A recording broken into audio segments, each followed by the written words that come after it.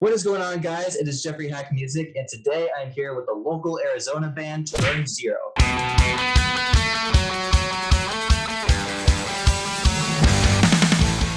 have two songs on Spotify, one called Animal, which my friend Emily is the lead singer for, and they have a song called Pity. Those two songs have been stuck in my head for the past week and a half, I think.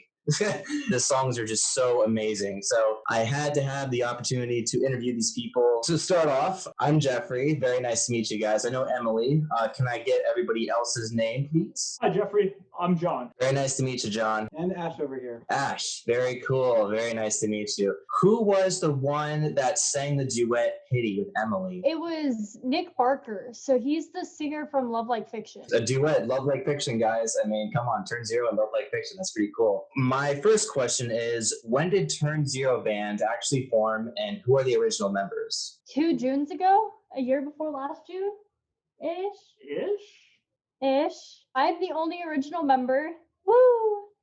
But Nice. we don't really count the original lineup because we didn't really do anything. We didn't actually even play a show until You guys played one before I joined, but that one didn't count because that wasn't under Turn Zero. I mean, I was still an audience member, so I was still there. Yeah, he was there from the audience. But the first technical show under Turn Zero was with John. So I kind of consider John one of the founding members because we haven't really done anything. We hadn't done anything as the original lineup. From there, it would be me and John are the original members. Very cool. And did you guys just start performing at Sozo Coffee, or how did you guys even start performing and get your name out? So I've been doing local stuff around the valley, which you know, Jeffrey. Yeah. Sozo, Proof is in the Pudding, various things. Been networking for the last 5 years. And I basically told all of the people that I had been building my network with, hey, by the way, I'm throwing together a band. So we didn't have to start from square one, which was something that I was very fortunate to have. Yeah. We got thrown on a show at Rebel, and it was a big eye-opener about all of the things we were doing wrong at the beginning stages of a band. I really like to look back at that show and just see how much we've grown. Oh, yeah. John had a killer hookup to get us in the recording studio to record Animal. And as soon as we had that released, we got signed to a record label because of it. And everything has just kind of been open doors from there. Yeah, I mean, you guys have 2 really good songs on Spotify. It kind of kills me, and you guys don't have a full album on Spotify, because I'm sure that would be doing great right now. We're young musicians, we're young singers, and not many people know about Arizona bands specifically. And we have a lot of talent. And so just listening to the 2 songs you guys had, that could have been any band from or the way you guys sound. You guys could sound like any band from California, New York, Nashville. Probably not Nashville. They have a different style. But even YouTube bands that I listen to, there's YouTube bands called First to 11. There's Halo Scene. Yeah, they have amazing music. They have a music producer that mixes all their songs. Actually, Halocene, Bradley does all of it. Really? Halocene is all in-house. They're videoing all of their recording. They're super duper cool people. Yeah. And they've been going at it for over 10 years and really cultivating their audience. And they got a crazy opportunity a little while ago from the covers that they had been doing on YouTube. That's so cool. That's so cool. Yeah, they have a rocking cover of Kickstart My Heart because, it's Motley Crue. Right. So I was thinking, female rock band, Motley Crue, I've got to watch this. And they absolutely crushed it. It was so good. There are some times where, I'm on Spotify and I'm like, I don't care if it's a music video or not. I'm still listening to this. Oh, yeah. Do you guys have plans for making a music video for Animal or Petty? I don't think we really have any music videos exactly per se. Right now, we're trying to allocate our budget towards more recording time. Yeah. To get some more music out there. Makes sense. We've got some things in the works, and hopefully we'll be going into the studio fairly soon. But with COVID and everything, nothing's ever really set in stone. That actually takes me into my next question. With COVID, how are you guys, continuing your music careers? How are you working through everything? So we're actually using the opportunity to kind of pull like Halocene's doing and do a lot more stuff in-house. We've got this song that's coming out pretty soon that we did fully in-house ourselves. We're starting to get better at the camera crew type stuff, so hopefully maybe we can do our own music video soon. but it's all still in the works. We're just expanding our skill base further than just the musicianship that you've already heard. Very cool. I like it. Yeah, there's a lot of musicians doing stuff at home, like trying to innovate, just do whatever they can. Do you guys use, by chance, what is that music? How you guys got on Spotify? DistroKid? Yes. You guys know about that? Did you guys use DistroKid for that? Or Yes. Okay, what do you guys think of the DistroKid by chance? I'm thinking about doing it because my EP's gonna come out soon. But yeah, I'm just curious. DistroKid is the cheapest on the market of your standard distributors. They have a lot of really cool little things that you can do within it. So they automatically distribute up to multiple platforms. They have a wheel of playlists thing where once a day you can spin the wheel and get your song on a playlist. Yeah. They let you submit and set up your Spotify for artists straight through that. So that really streamlines your whole program. So it's very, very user friendly, and it's budget friendly as well. That's good. Yeah, I asked the question just because I've seen some YouTube videos of people saying, DistroKid totally robbed me or this and that. Everybody has their own story. And I'm like, I've heard so many good things about this program. So I don't know what. I feel like that, just like the big thing with CD Baby a little while ago, if you're going in with really specific expectations, you have to shop around to find that. And they just picked the cheapest one, and they're going to be let down in those specific little tiny niche things they were trying to get. Makes sense. And the music industry is just tough altogether. So everybody is trying to do it. What was the process like? I think you kind of touched a little base on the animal one, but what was the process like recording Petty? Is it, I forget, is it P-I-T? Petty. So P-E-T-T-Y. Yes. Yeah. Cool. So Petty. So hear that, guys. It's Petty, not Pity. Petty. Cool. What was the process like recording that song? It was really cool. We went to Shay from Constellations, another local Arizona band. I don't remember off the top of my head what his studio is called, and I am sorry, Shay. He was really easy to work with, and Petty was a little different than Animal, where Animal we spent, 2 weeks recording? Peace. Petty we knocked out in a day. Whoa. We got there at like 10 a.m. We didn't leave until like midnight. I think I got home right around 1. Wow, that's luck. That's lucky. We had a killer team going in there, though. That's awesome. I'm gonna brag for a minute before I let these two talk. Sorry, guys. I love my band and the talent that they all possess. Our drummer Ben, he went in and he just knocked out drums like no problem. Between him and Shay, who's also a drummer, like that really streamlined that process because Shay knew how to explain what he wanted from the drums, and Ben was really receptive to all of that. And John is really funny because he's got something in his head when he gets to the studio, and then he goes, but wait, what if I just scrap this entire idea that we've been doing for the last 4 months and I do this really awesome thing that I just thought of on the spot? I like this way more. Cool. This is what we're going with. And it's crazy because I listened to an old recording of Petty the other day, and it was a time. But it was cool to hear all of the things that we added while we were in the studio, because I don't remember having that kind of feeling where like we really transformed this song in the studio. And I'll let them talk on their part on how recording was for them. I'm sorry. It's such a great feeling to hear a newer version of a song you recorded back in the day and just see like how much it's grown. Yeah, anyway, continue, guys. Well, it's funny that you talked about how like I rewrite stuff in the studio, because when we played it, it was usually I was the only guitar player, or like we had someone just playing chords in the background.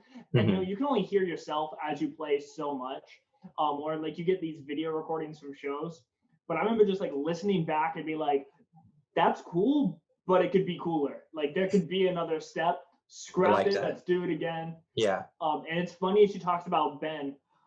Because originally when we recorded Animal, we recorded with Mike Oliver, who's a phenomenal like engineer, but he's not like a drummer.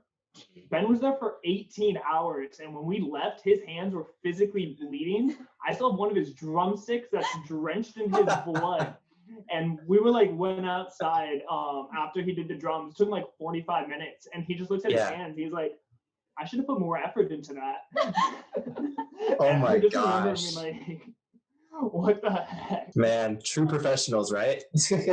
Go big or go home. Ash, did you want to share your opinion on? I was just gonna go more on Ben real fast because like the one practice we were in, he's like, "Oh guys, should I start using a double kick pedal?" As we're playing like Paramore and like other like faster drum kick beats, and he's like, "Maybe I should break out this double pedal. Like I haven't been playing with one." And we're all just like, wait, you haven't been playing with one? Like, man's got calves of steel. Enough about Ben. We love Ben. Turns out it's just a Ben fan club. Oh my gosh. The title, We Hate Ben.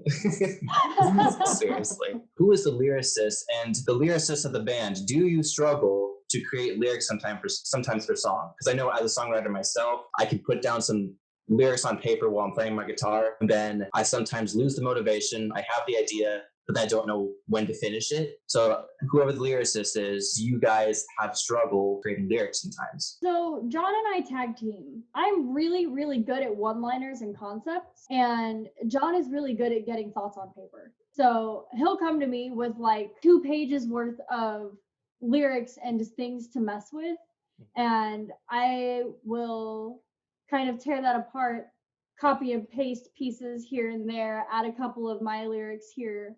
Mm-hmm. And really, that's how both Animal and Petty were written. John brought foundation, and I said, cool, I don't like this, but I love this, so we're going to work off that. I like that. Yeah, teamwork, collaboration. I brought Petty. Both the verses, she didn't touch it all. She's like, that's great. But she was just like, this chorus, terrible. Just absolutely threw it out the window. She pulled her phone out, grabbed a one-liner, and she's just like, this is it. And then just ran with it. I'm just like, all right, bet. Heartbroken, man. She is really good at the choruses and the catchy parts where it just like it sets down. Mm-hmm. And I like to just get the, like she said, the foundation, like the storytelling aspect of the way the song lay out. Yeah, and I gotta say, since you say storytelling, I mean, I could feel that when listening to Animal and Petty, especially Petty after a while, though. Let me tell you the story, how I got really into it. I was working for Voyage Productions, LLC. Shout out to Voyage Productions, by the way. I was working for them on a film set. I was their production assistant, but I had a production assistant run to a gas station to get some drinks for the crew. And I was listening to Petty, and I'm like, man, I could feel a story, like a connection between these two singers. Like they're two characters in the song that are singing about, like, how does it feel to be not in my shoes or in my shoes? And it's, man, just the way you sing it, Emily, the way you guys both sing it together, just telling the story. That's how really great singers, are able to represent the message and what they're trying to tell. It can be hard sometimes because not many musicians are actors either. And sometimes it's hard for them to get in front of a camera, just get in front of the microphone and do a simple take, and it wasn't the right one. And the producer's like, come on, let's do it again. It wasn't right. Come on. But I could feel that sense of like, wow, there's a really big connection here. Who was the singer again that you collaborated with? Nick Barker. Nick, I promise, Nick, I won't forget you. But Nick, yeah, I really liked his voice. You guys blended so well. So yeah, just telling the story, that's such an important thing when it comes to lyrics and making a song all together, especially if it's like verse, chorus, bridge, chorus again. Like you want to make sure that your lyrics stand out and that you're taking your listener through an adventure in a sense. I really like that what you guys had there. It was a fun time too. I was like, I'm in my car just jamming. It was a fun time. As a musician myself, I tend to start a song but never finish until later. Kind of goes into the lyrics thing, but a whole song altogether. Is Turn Zero Band the same way? Or do you guys attack your music instantly? I know you guys have a cover of from Bring Me the Horizon you guys are working on. You guys have the 2 songs on Spotify, but with your new music that you're working on, do you guys attack your music instantly? Or do you guys sometimes lag the process, find it difficult, and understand you guys also have other lives aside from making music? I'm really good at not letting them understand just how bad I am at not finishing stuff because I only send over completed projects. So it's like, hey, this is as much as you're going to get from me. I need something else from one of you guys before this goes. As a group, we are really good at taking a concept, running it into the ground, busting out a song in a day, and then saying, all right, I hate it, and never touching it again. We've done that a couple of times as well. It's never just we'll come back to this. It's, no, we're going to do this. Okay, we've got a verse, we got a chorus. Awesome, we're going to run with this. I hate it. Cool. Yeah. Well, let's go with other songs for a minute. Get back in our mindset. I've definitely been taking the time recently to revisit those broken projects. I have stuff from like senior year of high school. Okay, this is like 3 years ago. That I'm just like, wow, I had a verse chorus here. Why didn't I finish this? Exactly. So, 3 years later, here we are going through the graveyard of lyrics, trying to finish those up. And I feel like it's okay. I'm going to counter question you, Jeffrey. Do you feel like it is more productive to go back and take those graveyard scraps, or should you let those graveyard scraps be and then just try to create new rather than trying to pressure yourself to finish the unfinished project? That just about wraps up our show, ladies and gentlemen. I'm kidding. No, seriously. Yes, I've done that so many times. My phone has Samsung Notes. Yeah, I'm saying some Android person on iPhone, sorry. But it has so many notes. There we go. I'm with you. No. But I have so many notes on my phone from like high school and just different lyrics that I've written down. I even have a composition book of old lyrics that, when we're 16 or 15 years old, we're just writing our thoughts down, and we look back at it like, man, that's terrible grammar, terrible sentence fluency. What was I thinking? And we're like, how can I turn this into something professional? But I do look back at my my lyrics every now and then, and I always record whenever I'm writing a new song, because then later on, my ADHD, I'll forget I'm sure every musician is like this, but I'll forget what the melody sounds like, what the guitar part sounds like. I see someone staring at someone else. The fingers are being pointed. I tend to do that. I think it is a healthy process just to look back at your graveyard lyrics, whether they've been used or not, because honestly, something spectacular can come about that. Lyrics are meant to connect with your listeners. If you can connect with your listeners, they're going to want more. Sometimes it's not even just about the music. It's just about like how you tell the story, how you sing it. There are some songs, where I'll hear the introduction. There's a band I've been listening to lately called From Ashes to New. I don't know if you guys know about them. They're on Spotify. They're kind of like Hollywood Undead, but better. In my opinion, at least. They have better mixes. They're all about resilience. They have rap. They have an incredible lead singer. He's a redhead, so he might be a little feisty. Who knows? They just have incredible talents, and I've listened to multiple albums of theirs. Who knows if they've dug stuff up from the past? I was watching one of their old YouTube videos when they were live, and they said, "We hope you guys are enjoying our music. We wouldn't be here without you. We literally came from nothing."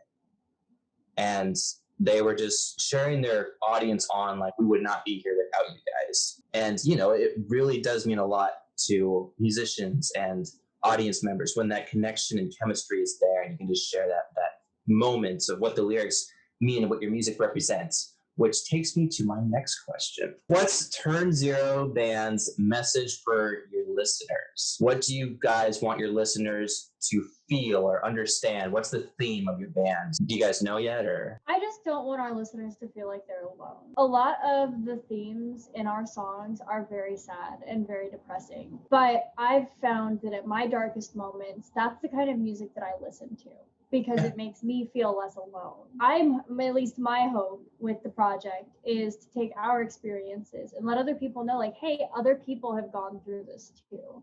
Exactly. And just hope, even if one person connects with what's going on, like, that's what we're here for. I love that answer. Yeah, because music connects with everybody. Music can be just so powerful, sometimes better than movies. I graduated as a film major from ASU, so that's why I say that. That's a little joke. We do have happier songs on the way, though. Good. Hey, guys, they have happier songs. Make sure you grab that popcorn. Crazy. Oh, my gosh. What was your favorite gig performance before the pandemic happened, if you guys had any? Pub rock. Oh, wait. No, or Canal. Canal Convergence. Yeah. Canal, because Ben fell off the stage.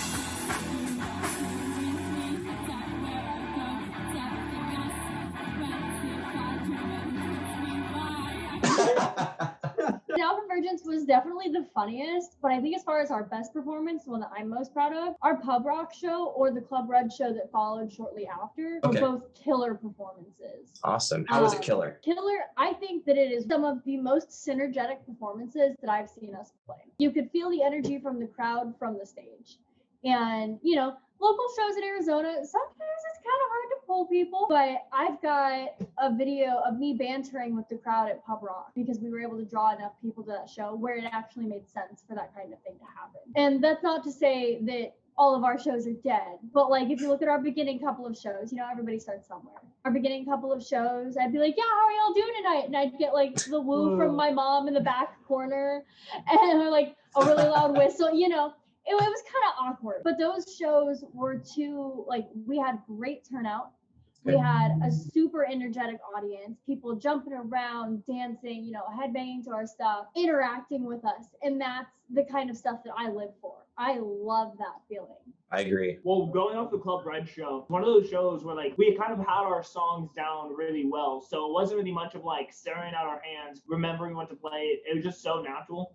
Yeah. We were able to like walk around. Like our other guitarist, Brandon, who's now in Oklahoma, like we were just like talking, telling jokes while we're playing, and like I was like leaning on his shoulder, and like he like came and like hugged me from behind, or like I just like went up there to Ben So and just like awesome. started like giving him a back massage because like I didn't play for that part, and it was just so casual on stage. It was just so much more fun and energetic in that reason. All right, go Ash. That's so cool. Me personally, my favorite one has to probably be Fuck Out. I just thought it was a very fun, energetic show, and like, I mean, it was a tiny, tiny stage, very small boy stage. Yes. But we still had a lot of energy, and it was again not that finger lifting thing. And then we had the boys there, and then it's a good show. And then Pub Rock. Pub Rock, we got to play with a band called Joker's Tan. They're from LA, and you should check out their music because I think you would like them, Jeffrey. What are they called again? Joker's Hand? Joker Tan. Remember that, guys? Joker Tan. What was that again, Emily? What's it called?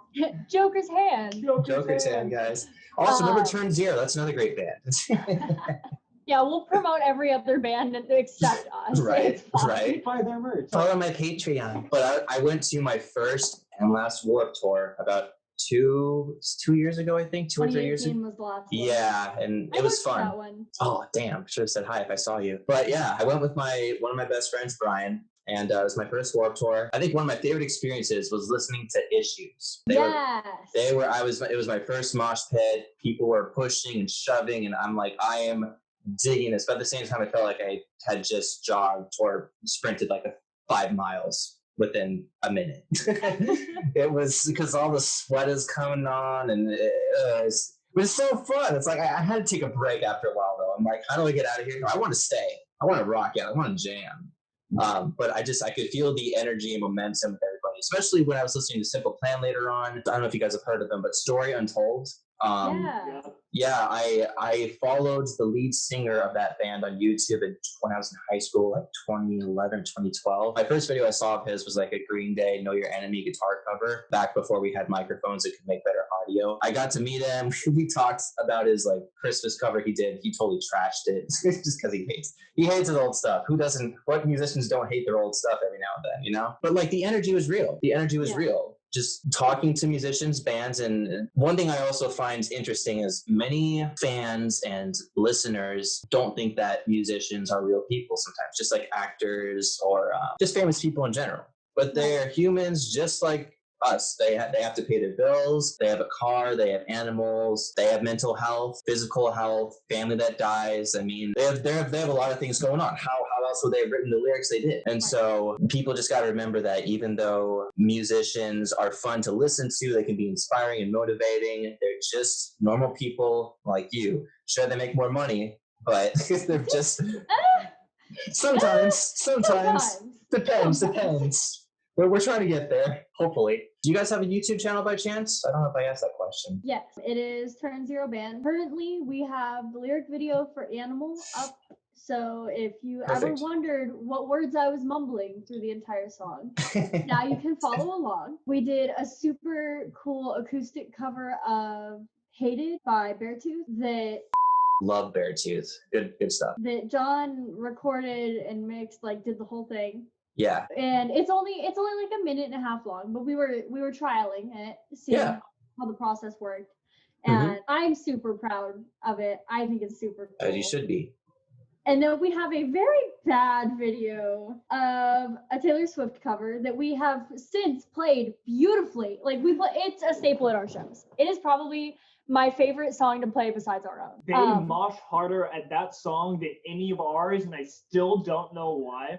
And it makes everyone in the crowd so upset to realize after the fact it was a Taylor Swift song every time. I always call it out to him. I'm just like, hey, so how many of you guys know that you just headbanged to a Taylor Swift song? I've seen people leave our shows because of that. Come on. They turn, they walk to the bar. They're just like, I need 3 shots for what I just did down there. That wasn't me. That was my sober personality. We're Oh gonna my gosh. fix this. It's a cover of I Did Something Bad. And honestly, it's a banger and it's great. And we have since reworked it, but we uploaded it as a submission to a festival. And we learned the song that day, spent 14 hours in a practice room. I kid you not. We did a photo shoot at 5 a.m. and then went to the practice room and we buckled down, learned this song. What a day. So let me tell you, when I say that the quality of it is not quite on par with everything else that we do. And eventually we will revisit and, make a better recording of that. But it currently has the most views on our YouTube. How many views is that? Over 200. And we didn't promote it at all. Like, that's just from people happening upon it. Yeah, thumbnail's everything too. There isn't There isn't one. It's There's- like a video cut. It's the only It's a one lyric without- video too, so I mean, No, it's us like dancing. Like it's Dancing? a performance Okay. video. I say dancing. It's me sitting here going like this because I don't know what else to do. Hey guys, I'm in a pop punk band. But it's got over 200 views, and we're just like, we don't really like. Prior to that, we didn't promote our YouTube. It's been up there for a year, sure, but we haven't done anything with it. I'm telling you, for those of you who watch my channel, you know how important it is to upload content every week or every other week if you're a musician, sometimes more than that. For Turn Zero Band, you guys sound good, and I'm saying this because I care about you guys and your music careers and everything. I think it's important for you guys to just consider uploading more videos to your YouTube channel, whether they're 3-minute long covers, originals, whatever. Even it could just be like sitting in front of a camera singing. Emily can just sit in front of a camera and sing, but I think it's important for you guys to have a YouTube audience and just not even audience, just what's the word? But trying to go after that market, trying to have An awareness, a presence, have a YouTube presence. Because it's just, if it's one video with just a little over 200 views, but it was uploaded a while ago, I know this happens because I've done so much research on the YouTube algorithm and views and all that stuff. But people, when they see a really good video, they will go on your channel and then they will think, this video was uploaded like 2 years ago and they haven't uploaded anything since. They sound really freaking good, but do I really want to subscribe and follow what they have if they're not doing anything else? Right. And that's not the truth. You guys are working on right now. So I just highly would advise, especially Instagram, any type of social media, take a picture of your lyrics, hopefully it's copyright, and then just like sing, just jam, have fun, like show some like rehearsals or something. Just like get your presence out there so people know what Turn Zero Band is. Because I mean, the only way I found out about Turn Zero Band was because Emily is one of my good friends and we met at Sozo Coffee, and the connections, man. Music is connections. Yep. And so now I've gotten to meet John and Ashton, right? We just call her Ash because it's easier, but it's Ashley. So we have John and Ashley. Ashley, oh my gosh. Just like She's slowly, just like slowly sinking away. slowly rolling back. Where do you guys see the band going? Whether it be tomorrow, whether it be after this interview, whether it be 5 years from now, where do you see the band going? What do you guys want to do with the band? I know bands have their conflicts, bands break up. You guys are doing really well together, which is good. No, there aren't any conflicts that I know of. But yeah, where do you guys see the band going and how are you going to pursue that? Personally, I see the band, just with the way the world's kind of changed recently, is creating more of a online presence. That's not saying like we're going to be doing weekly uploads or anything. We're not quite there yet, but just getting more content out there as soon as we can. But we really want to focus on the high quality content that we've been putting out. So kind of stick with that. Hopefully when shows do start coming back, we want to start touring, seeing more places around, meeting more people, because it's always fun to meet people like in person at shows, see other bands, more individuals, more creatives, and just kind of see where everything takes us. Very cool. What are 3 bands that inspired Turn Zero to become a thing? Tonight Alive. Tonight Alive. Yes. Courage My Love is a huge inspiration for me. They're a cute Canadian band. I love them. They're super sweet people. I met them at Warped Tour in Pomona in 2015 and literally just hung out with them. I remember seeing them like a year and a half later here in Arizona, and they remembered who I was. And it was cool, like getting to talk to them, pick their minds on their creative processes, and just to see their transformation of their music. That's been a lot of inspiration to me, knowing that we don't really have to tie ourselves down to a singular, like we can play with things, we can experiment with things and try to push those boundaries. Totally agree. 3 would be Paramore, because the dude that flamed us. Yes.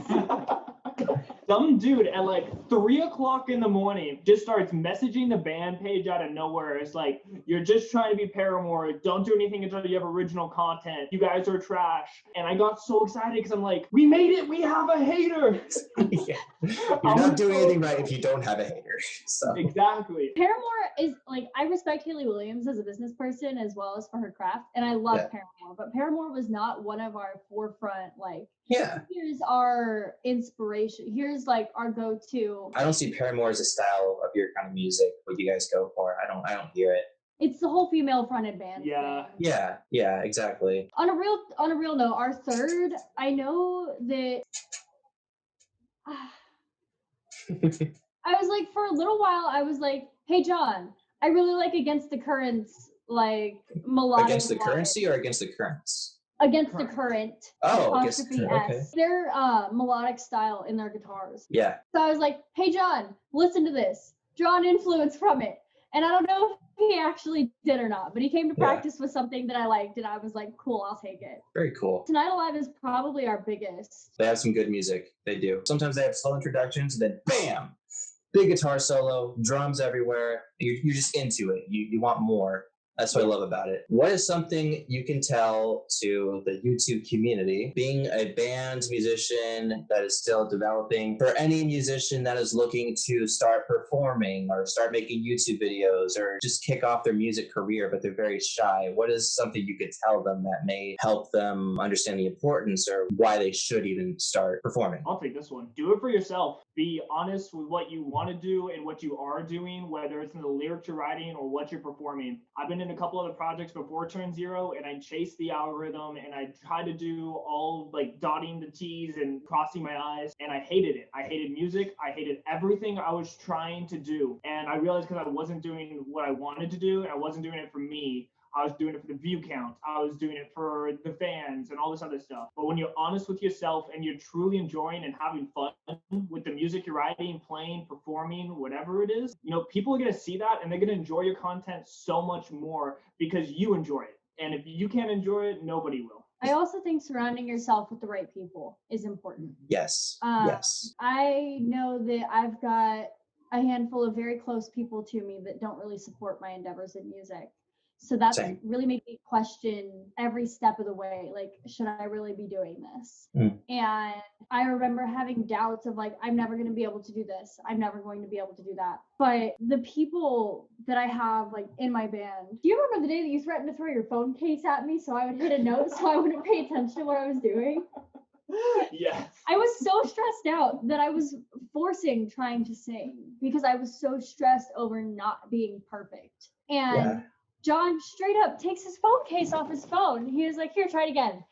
And I was like, wait, you're going to throw that at me? He's like, here, just sing. I was like, John, you're literally going to throw your phone case at me. He goes, don't pay attention to me, just sing. And straight up throws the phone case at me. I hit the note perfectly. No issues whatsoever. Cleared the note. It was beautiful. Never did it again.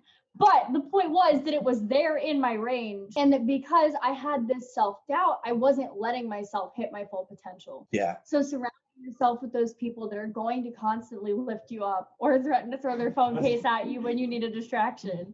Those people are very important to have. Yes, they are. And if you don't have those people currently, go find them. They're there, I promise. It takes a while. I spent 3 years searching for a band. It was a time. And your band found you. True. Just like true love. If you don't know, and those who don't, is when I first heard Emily sing, I begged her for over a year to let me play with her. She's like, oh, I've got this other guitarist. He's okay. Nope, I would not let it go. I kept going. And I'm like, I will be in your band one day. And here we are 3 years later. And my guitarist walked out, and I texted him, and I was like, hey, John, do you need another project? Infinite hardcore. Do you guys have any merchandise that you are currently developing? We already have a merch store out, actually. It's online. We also have Hydro Flasks. Hey, Turn Zero Hydro Flasks. If you guys live in Arizona or live in a hot climate that is very humid too, definitely purchase them. They will save your life. Fill them up with water or with whiskey, whatever you guys want. Maybe tequila. Drink water. I'm your mom now. This is a demand. Just get that tequila, Gatorade, and maybe water every now and then. As long as you're over 21, gotta clarify. Yes, as long as you're over 21. That's the one who's Vote. been 21 for a day. Also, everybody who's watching, vote. Turn Zero wants you to vote. Turn Zero does want you to vote, or there may not be live shows ever again. Yes, yes. So what is one last thing you guys would like to say before we end this interview? Thank you for having us. Honestly, it's been cool to kind of back and forth pick your brain on a couple of things, and I appreciate the advice Always. you gave us about the content creating, because that is something that we are looking towards, and I know that you've been cultivating your YouTube, so I appreciate it's a work in process, but I know that you've spent a lot of time studying it. When I was saying to upload videos every week or every other week, that wasn't me forcibly saying, hey, get your together, do this, do that. It's just, if you guys really want to make it somewhere, like online is the way entrepreneurship is developing. Businesses, in-person stores are going to be going down after a while. They're already starting to go down. Stores are starting to go out of business. And This so is the you... other cat, by the way. Oh, yes, so cute. What's the name? This one's Artemis. Artemis? Oh, I've never heard that name. So cute. So cute. You know, like when you're scrolling on Instagram or Facebook or YouTube, you'll find some sort of artist that says, hey, have you been playing music for this long and you don't know what the heck to do with your life and you've been mixing music and this and that, and like they just try to get you to take their courses and make their own money in that kind of sense. Well, it's because that's what's going on. We're developing into the online entrepreneur community. Definitely just something to think about. However you guys choose to pursue that option and create the content. I know, man, today I was on my music Instagram and I'm like, when was the last time I posted? Last week? No, gotta get that down. You've been doing better about that. That's good. That's good. Yes. Me and Emily just had a phone call the other day. It's like, all right, what point in our schedule? Saturday mornings, 9 a.m. We're going for content creation. These are our time. Having that time set aside for those exact things. Exactly. Just gotta set your priorities. That doesn't mean don't say, oh, my friends aren't as important or this isn't as important or da-da-da-da. Like sometimes you can be so engraved into it. Especially with my ADHD, I can be so engraved into my music videos and editing or just creating music in general. You really gotta take time to just, take a breather, take a break, and just really appreciate your friends and family and those that support you, because you wouldn't be here without them. By the way, guys, if you did enjoy this interview, please make sure to follow Turn Zero Band. They are awesome. They have 2 great songs on Spotify, so you should definitely go check that out. The songs are Animal and Petty. Emily, John, and Ashley are amazingly talented musicians, singers, and they wait for your presence. Definitely check out their YouTube channel as well. Hope you guys hated this interview, that you don't want to see us ever again, and that you're going to file a lawsuit against us for whatever reason, just because you're bored at home listening to their music and you're jealous. Who knows? They love you guys. Why would you be jealous?